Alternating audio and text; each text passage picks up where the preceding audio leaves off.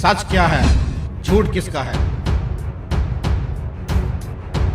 तजारत पाक है तो मिलावट क्या। जिंदगी के रास्ते मौत से क्यों मिले। अवाम मसाइल में है तो जिम्मेदार कौन। सनत का पहिया चलता है फिर भी गरीब भूखा मरता है। सरकार की बेएतदालियां, सरकारी महकमों की बाअसर अफराद से साजबाज, इन सब का जिम्मेदार कौन। हकायक से उठाएंगे पर्दा हम, करेंगे आपको हकीकत से रुशनास।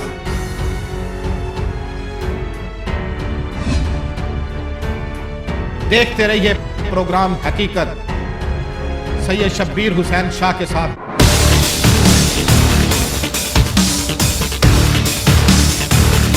सात के बाद शादी करने वाली खातून का असल मिशन शुरू हुआ।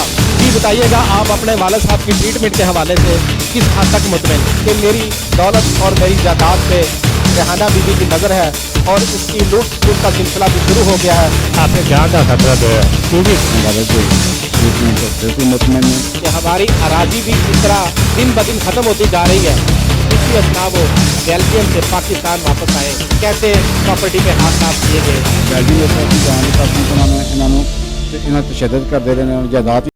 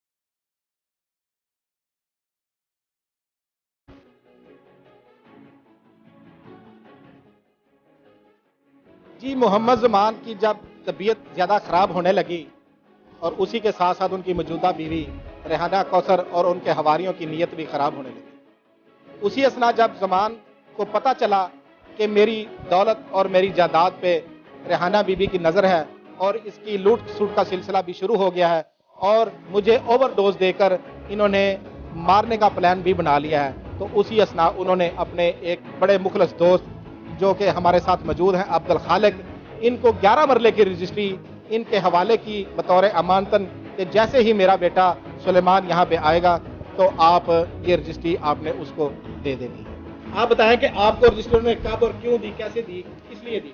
उन्होंने खूब देखे उथे बड़े उन्होंने खतरा महसूस होया किससे खतरा? अपनी जान का खतरा पे बीवी तो उन्हें क्या यार जो रजिस्ट्री है ना मेरा बेटा आएगा तो मेरा कोई पता तो आपने 2 रजिस्ट्रियां फिर उनके हवाले कर दी हैं? जी कर दी। जी नाजरीन, अगर मोहम्मद जुमान को अपनी औलाद से खतरा होता, जो कि हमने आपको अभी डॉक्यूमेंट्स दिखाए हैं, उस पे एक खुद साख्ता तहरीर लिखी गई है कि मुझे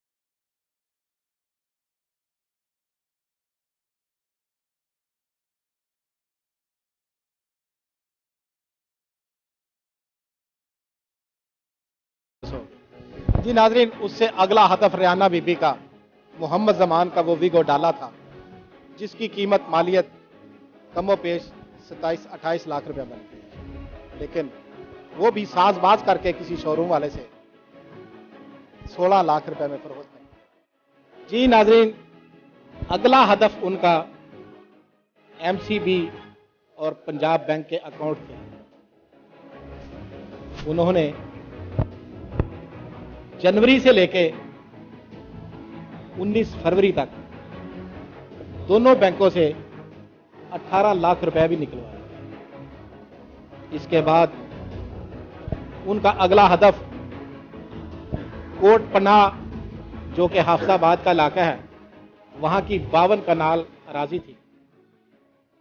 उन्होंने उसमें भी हाथ साफ किए, जिसको 1 करोड़ के इवज किसी शख्स के आगे बेच दिया और उस पर साजबाज करके जाली डॉक्यूमेंट्स बनवाए गए, जिसमें यह जाहिर किया गया कि 50 लाख रुपया पहले एडवांस दे दिया गया है और 50 लाख रुपया वो 4 महीने के बाद दिया जाएगा। जैसे ही मोहम्मद जमान के बेटे मोहम्मद सुलेमान को पता चला कि हमारी अराजी भी इस तरह दिन ब दिन खत्म होती जा रही है, बैंक बैलेंस भी खत्म होते जा रहे हैं, और जो हमारी 118 एकड़ की जो कमाई है उसकी भी समझ नहीं आ रही, और जो हम अपने बाप के लिए बाहर से पैसा भेजते हैं उसकी भी समझ नहीं आ रही, और ना ही हमारे बाप से हमारी कोई बात हो पा रही है।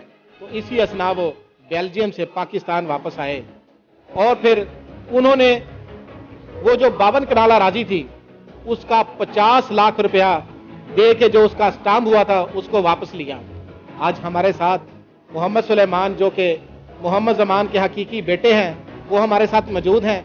आइए उनकी ज़बानी सुनते हैं कि क्या क्या बीती उनके पास, उनके ऊपर, और उनकी प्रॉपर्टी को कैसे प्रॉपर्टी पे हाथ साफ किए गए। जी सुलेमान साहब, आप बताइएगा कि आपके वालिद साहब के साथ क्या सलूक हुआ और आपकी प्रॉपर्टी के साथ क्या सलूक हुआ? मेरे वालिद के साथ मेरे वालिद ने दवाइयां दे के नशे दी दवाइयां देंदे रहे।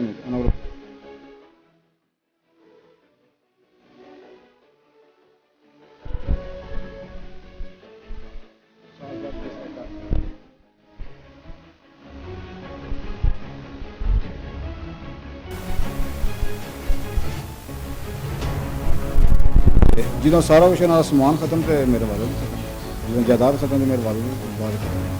आपके वालिद को जब बीमारी लगी तो क्या उनको इलाज मांगने के लिए नहीं जाया गया या लेकर दिया गया, और या आपको कोई बीमारी की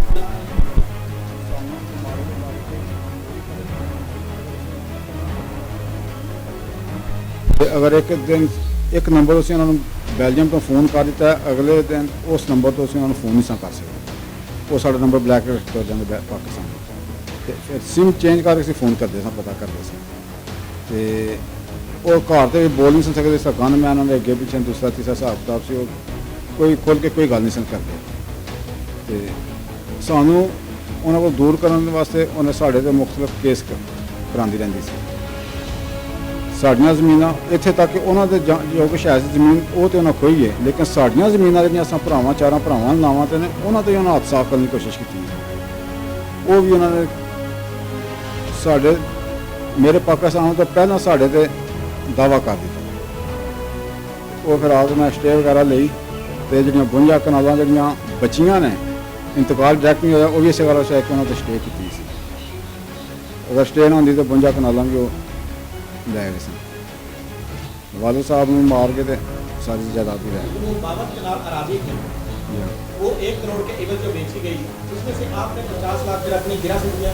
जी ਉਹ ਅਸੀਂ ਉਹਨਾਂ ਦੇ ਕੇ ਮੁਬਸ਼ਰ ਜਰਾਦ ਨਾਂ 'ਤੇ ਸੀ ਤੇ ਉਹਦੇ ਨਾਲ ਫਿਰ ਦਾਦੋ ਜਾ ਕੇ ਤੇ ਅਸੀਂ ਸਾਈਨ ਕਰਦੇ ਕਿ ਸਾਡਾ ਕੋਈ ਕੇਸ नहीं आपस ਵਿੱਚ। आपने 50 लाख रुपया दे के जी अपने जो डॉक्यूमेंट से चेक थे या सिर्फ स्टाम्प जन्म स्टाम्प वापस ले गए सी। तो आप क्या अपने वाले साहब की बीमारी से जो उनका इलाज मुआवजा उन्होंने करवाया रेहाना कौसर ने, आप उसे किस हद तक मुतमईन हैं? ਅਸੀਂ ਤਾਂ ਇਹ ਸਾਨੂੰ ਪਤਾ ਹੈ ਕਿ ਉਹਨਾਂ ਨੇ ਇਲਾਜ ਕੋਈ ਨਹੀਂ ਕਰਾਇਆ। ਅਗਰ ਉਹਨਾਂ ਇਲਾਜ ਕਰਾਉਣਾ ਉਹਨੂੰ ਬੈਲਜੀਅਮ ਜਾਣ ਦਿੰਦੇ, ਕਿਉਂਕਿ ਬੈਲਜੀਅਮ ਨੈਸ਼ਨੈਲਿਟੀ ਸੀ ਉਹਨਾਂ ਦੀ ਬੈਲਜੀਅਮ ਦੀ। ਅਗਰ ਚਾਹੁੰਦੀ ਕਿ ਉਹਨਾਂ ਨੂੰ ਬਚ ਜਾਣ ਜਾਂ ਅਗਰ ਉਹਨਾਂ ਨੂੰ ਬਚਾਉਣਾ ਚਾਹੁੰਦੇ ਤਾਂ ਉਹਨੂੰ ਬੈਲਜੀਅਮ ਜ਼ਰੂਰ ਭੇਜਦੇ ਵਾਪਸ। ਉਹਨਾਂ ਕੋਲ ਉਹਨਾਂ ਨੇ ਮਕਾਨ ਹੀ ਲੈ ਲਿਆ। ਜਦੋਂ ਮਕਾਨ ਲਿਆ, ਜਿਸ ਰਿਹਾਇਸ਼ ਦੇ ਵਿੱਚ ਰਹਿ ਰਹੇ ਉੱਥੇ ਗਨਮੈਨ ਰੱਖ ਲਏ ਤੇ ਨਾ ਸਾਡੇ ਤੱਕ ਅਸੀਂ ਸਾਡਾ ਮਨਾ ਹੋ ਗਿਆ ਸੀ ਉੱਥੇ ਮਕਾਨ ਜਾਣ। ਜਦੋਂ ਮੈਂ ਦੇਖਿਆ ਗਨਮੈਨ ਅੱਗੇ ਖਲੋਤੇ ਨੇ ਤੇ ਫਿਰ ਵੀ ਅਸੀਂ ਨਾ ਕੋਸ਼ਿਸ਼ ਕਰਕੇ ਗਏ ਹਾਂ, ਜਾ ਕੇ ਮਿਲੇ ਹਾਂ, लेकिन वो साढ़े ਨਾਲ कोई गलबात नहीं करते। जी बताइएगा, आप अपने वाले साहब की ट्रीटमेंट के हवाले से किस हद तक मुतमईन हैं? ਅਸੀਂ ਜੀ ਆਪਣੇ ਵਾਲਿਦ ਦੇ ਅਸੀਂ ਸਾਰੇ ਭੈਣ ਭਰਾ ਆਪਣੇ ਵਾਲਿਦ ਦੇ ਟ੍ਰੀਟਮੈਂਟ ਤੋਂ ਬਿਲਕੁਲ ਮੁਤਮਈਨ ਨਹੀਂ। ਅਸੀਂ 7 ਭੈਣ ਭਰਾ ਬੈਲਜੀਅਮ 'ਚ ਹੁੰਦੇ ਹਾਂ। ਸਾਡੇ ਵਾਲਿਦ ਦੀ ਨੈਸ਼ਨੈਲਿਟੀ ਬੈਲਜੀਅਮ ਦੀ ਸੀ ਤੇ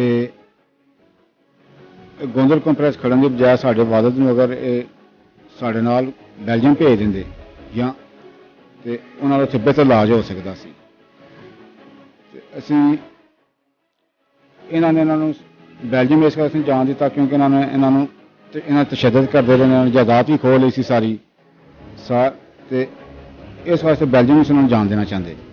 ਇਸ ਵਾਸਤੇ ਇਹਨੂੰ ਗੋਂਦਲ ਕੰਪਲੈਕਸ ਲੈ ਕੇ ਗਏ ਨੇ।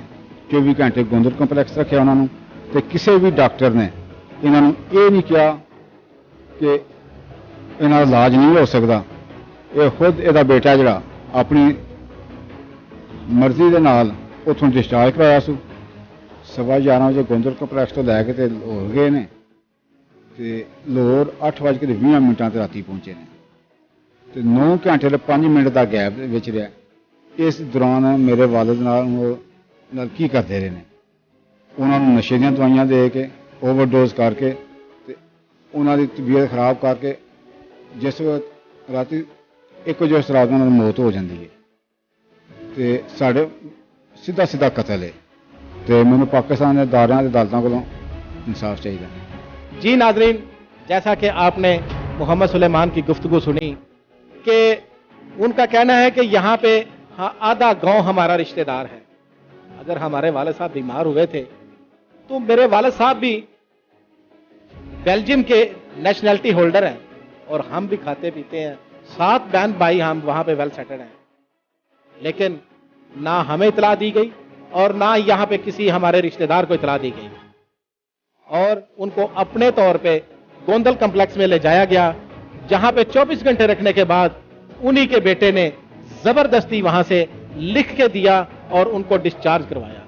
डिस्चार्ज करवा के जब उनको म्यों हॉस्पिटल लाहौर की तरफ रवाना किया गया, रात 8:20 पे मेयो हॉस्पिटल में पहुंचे हैं। दुरानिया जो उसका 9 घंटे 5 मिनट बनता है वो कहां पे रहे। इनका सवाल ये है कि वो 9 घंटे 5 मिनट मेरे वालिद साहब के साथ क्या किया और कहां पे रखा गया, इतनी लेट क्यों वहां पे पहुंचे।